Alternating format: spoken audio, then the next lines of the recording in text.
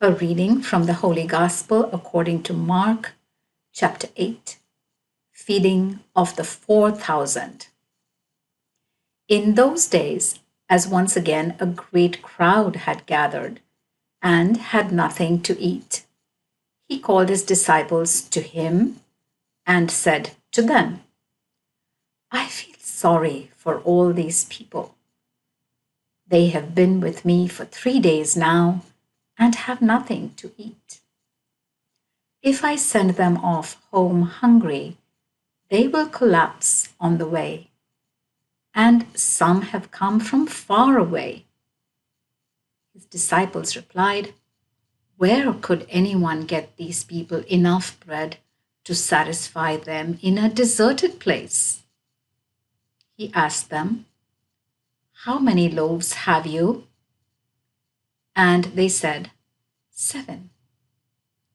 Then he instructed the crowd to sit down on the ground, and he took the 7 loaves, and after giving thanks, he broke them and began handing them to his disciples to distribute. And they distributed them among the crowd. They had a few small fishes as well, and over these he said a blessing and ordered them to be distributed too.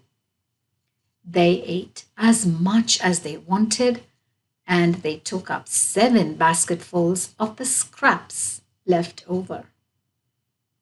Now, there had been about 4,000 people.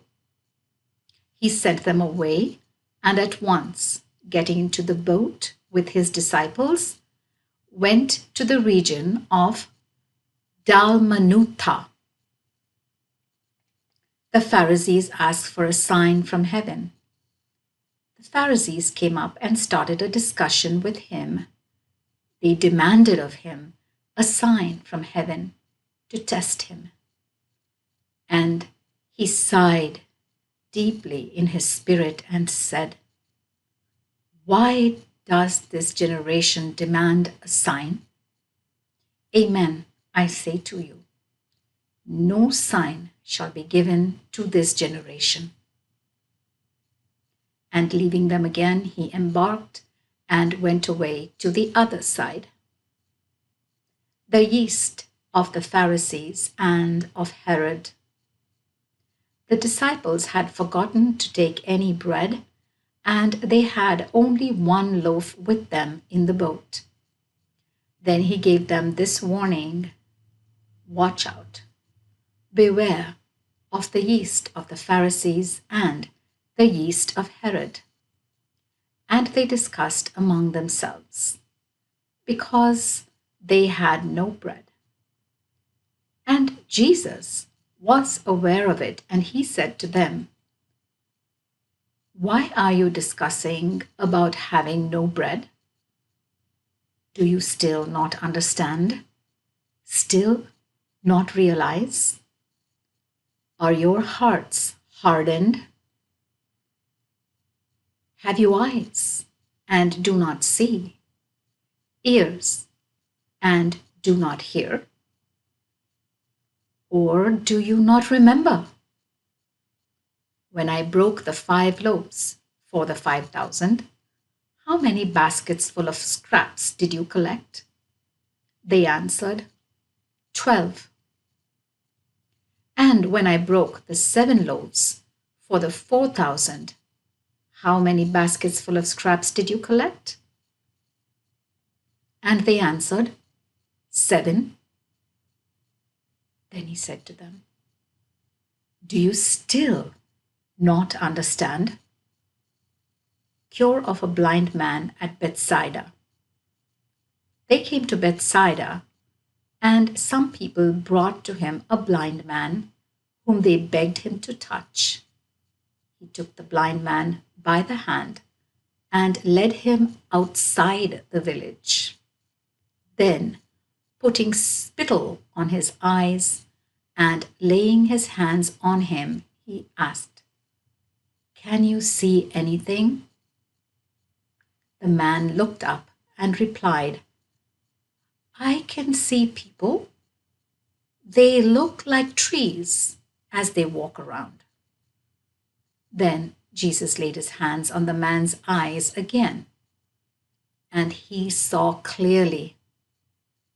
He was cured, and he could see everything distinctly. And Jesus sent him home, saying, "Do not even go into the village." Peter's profession of faith. Jesus and his disciples left for the villages round Caesarea Philippi. On the way, he put a question to his disciples, saying to them, "Who do people say I am?" And they told him, "John the Baptist, others Elijah, others again, one of the prophets." Then he himself put a further question to them. "But you, who do you say I am?" In answer, Peter said, "You are the Messiah."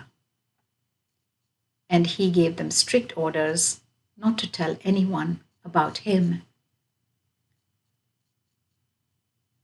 First prophecy of the Passion. Then he began to teach them that the Son of Man had to suffer much and to be rejected by the elders and the chief priests and the scribes, and to be put to death, and after 3 days to rise again. And he said all this quite openly. Then, taking him aside, Peter began to rebuke him.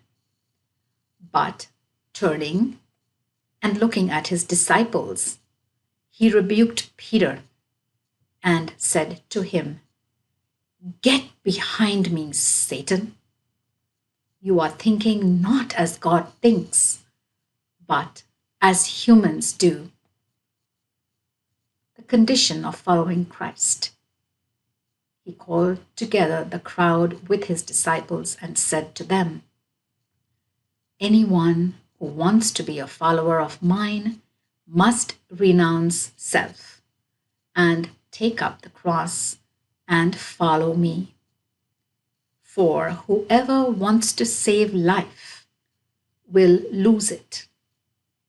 But whoever loses life for my sake and for the sake of the gospel will save it. How does it profit someone to gain the whole world and forfeit life? And what could anyone give in exchange for life? For whoever in this sinful and adulterous generation is ashamed of me and of my words, the Son of Man will also be ashamed of that person when he comes in the glory of his Father with the holy angels. The word of the Lord.